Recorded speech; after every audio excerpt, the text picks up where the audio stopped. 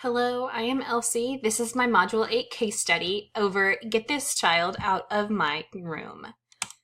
My overview to start this presentation, just to kind of hit about Carl and his situation. Carl is a third grade student in Mrs. Taylor's third grade class. Mrs. Taylor has been having issues with Carl. He had a previous behavior plan that hasn't really been working within her classroom. He has been identified with a behavioral disorder, and they have noticed that Carl's behaviors are getting worse and more extreme now that his parents are separated or divorced, and have been for the past couple months. Mrs. Taylor is wanting Carl removed from the classroom because of his behavioral disorder. Carl is having aggression not only towards himself, personal aggression, but towards his peers and Mrs. Taylor as well. She reports to the newly hired SPED teacher, who is Susan. After that report, Susan contacted the SPED coordinator for the district and kind of asked about what next step should be done in the IEP process and in an intervention plan. And so she called Carl's parents, who are separated, to come to the school and have a meeting kind of about Carl's intervention plan, what else can be done, because they want to keep the parents in the loop. The next part, Mrs. Taylor led the meeting once the parents did agree to come to the school. She led the meeting with Susan and his parents, and they came up with a plan. After kind of a hostile meeting, the mother and father aren't necessarily on very good terms, but they came to an agreement where Carl will be removed from the classroom when his aggression becomes more extreme or when his behavior is aggravated. So there is now a new plan in place, but there are still concerns with the lack of support and resources within the school. Mrs. Taylor is willing to try this new intervention plan and just kind of see where it goes from there. Category 1, what I need to know with this case study, what I personally know is that Carl's aggression has worsened since his parents' divorce. Mrs. Taylor is becoming upset, not just with herself, with Carl, but with just lack of resources and not experiencing success with Carl's current intervention plan. So she has contacted Susan, the new SPED director, just to kind of brainstorm and get a new idea for an intervention plan for Carl. Susan did contact the district and they had an IEP meeting, and Susan did create the new intervention plan where Carl is to be removed if his aggression is extreme or in potentially harming the teacher or the other students in the classroom. Things that we still need to know about this particular case study: we want to know the relationship with Carl and Mrs. Taylor. She talks about it's the start of the year, he's a third grade student, but we don't know what kind of relationship they really share or have had up to this point, if they get along well or if maybe she causes some of his outbursts. We also need to know about the community and school resources and supports. What else does the community have to offer? Maybe counseling that Carl could go to or attend, or if someone could come to the school and speak with Carl one-on-one, we need to know those other resources and supports within the district. State laws for the disciplinary action. There are different, within each state, there are different laws that need to be followed when you have an IEP meeting like this or discuss a new intervention plan. And last thing of needing to know, we'd like to know Carl's existing behavior plan in previous year's knowledge of second grade. So, for instance, within my own school district, I know that we have transition meetings to kind of talk about what worked with this student last year, what didn't work. If they were to do this in Carl's situation with Mrs. Taylor, if she talked to his previous teacher from last year, if he did attend that school, that could kind of help provide extra resources to Carl's current behavioral situation. And identifying the problem in category 1, Carl's aggression is continuing to increase. The teacher is lacking resources. She doesn't know what to do. Contacting the SPED coordinator, Susan, the parents, is taking the next step in the plan, but she's still trying to figure out what's going to work and how this new intervention plan will affect Carl.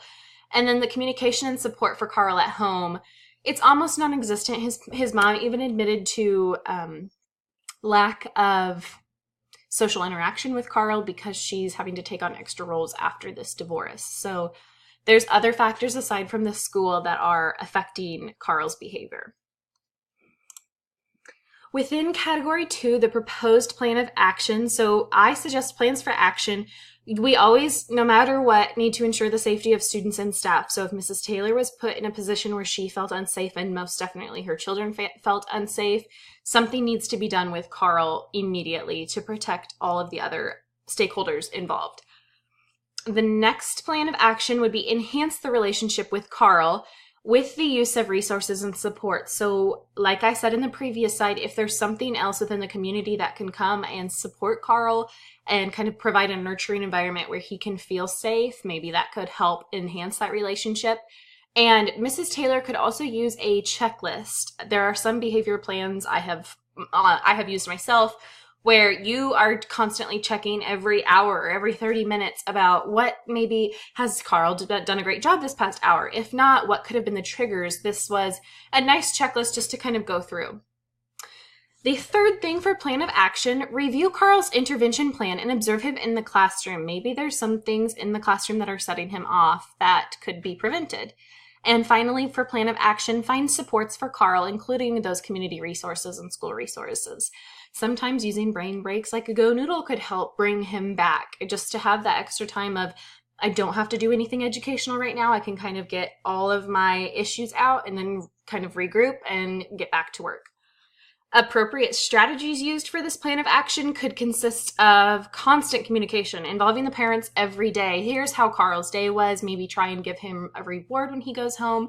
Any kind of communication with the parents, the SPED teacher, counselors, and any other general education teachers that Carl is involved with. Proper documentation with the intervention plan. So now that this new one is in place, making sure to document it and see, is this a successful plan? Do we need to modify some things? Supports from the community and school. So you could always engage in those strategies if they are offered, and then implement the safeguards that we've addressed. Now for category 3, resolution based on student success. So resolution for success would be to keep the classroom safe and clear of distractions and obstacles, not just for Carl, but for the other students involved, to make sure everyone's in a safe learning environment.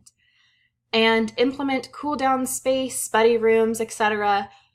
I kind of briefly talked about Carl and maybe use of brain breaks to help. This could be a resolution for not only Carl, but the other students to eliminate his behavioral distractions.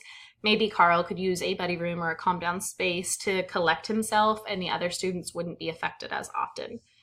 As for Carl's own success, behavioral logs for Carl with reward systems can be a huge help. There are some students that I have encountered personally that using a folder that has a plan for check-ins and rewards for those positive behaviors, which could include 5 minutes of computer time, could maybe aid to Carl and his success rate in his classroom. The second thing for Carl's success is documentation of behavior logs, parent contact, and communication with Susan. So making sure to check in with Susan, show if progress is being made or if any steps have been taken back that could be worked on. And lastly, for success, the checklist for Mrs. Taylor, I kind of mentioned on the other page. Mrs. Taylor having a set standard for at this time during this subject, Carl did wonderful. This time, something set him off. We need to work through this period of time, just to kind of aid to Carl's intervention plan. Our next category is unresolved and resolved issues, category 4. So my own personal thinking, feeling, and values. As for thinking, I thought about how a teacher could strive to achieve success by utilizing those other resources within the school, community, or district. You can reach out to community members to try and get ideas, even if they aren't able to come into school or if it's something that you don't have funding for. Just having new insight on things can be an immense help for students that, like Carl, that need extra support. My personal feelings on this, it was kind of uneasy regarding the safety of the other students. I know how some students, especially with behavioral aggression, can be, and how it can escalate to be more than just physical harm, but it can go out to other people. So as a teacher, that's something that I'd want to make sure to provide the highest and safest quality of education to those students. And my personal values, I really valued the collaboration among the staff and parents, especially with Susan being this her first year and having to take on a role kind of like this. I think that the proper protocol with the school policies was fabulous. They had the parents come in Even though the parents were kind of disagreeing, it was still a meeting that they could find a solution for Carl, even if it was short term. So I value the collaboration among the teacher, the SPED director, the district, and the parents. As for unresolved issues within this case study, there still seems to be some hesitation with Mrs. Taylor regarding the intervention plan. She was willing to try it just because it's something new, but there's still not a whole lot of support for her when these outbursts do occur. Secondly, will the intervention plan even be successful? He may react completely different than what they're thinking, and they may have to make a new intervention plan almost immediately. The third is Carl's well-being outside of the school. And then the third kind of ties in with the fourth about the parent support and nurturing home environment. If Carl isn't getting the attention and support that he needs at home, how can you expect him to be coming to school and trying to attempt success when he feels neglected at school and at home? So just that lack of support between family members or caregivers. On to the next category, category 5. There are 3 components in category 5. So I kind of provided the explanation for these components and then my own thoughts to the right. So providing evidence that the building administrator promotes the academic success of every student in this case study. The first thing on this component would be that I said promoting academic success and well-being of every student. So just because Carl's having these issues doesn't mean the other students need to be involved in these issues. The second is following proper protocols, procedures, and intervention plans. Things can get mixed up, wires can be crossed. If one piece of communication is lacking, it can make the whole process unfold. So the proper communication between parents and staff and other community members that may be involved. And the third for this component is seeking the district and community resources. Like I've said, if this school and this district is so small and they are lacking resources, try and extend out further past your school, maybe past the district into the community or surrounding communities and see what could be done, not only for Carl's success, but for the other students involved. With category 5, component 2 now says providing evidence that the building administrator promotes the personal well-being of every student in this case study.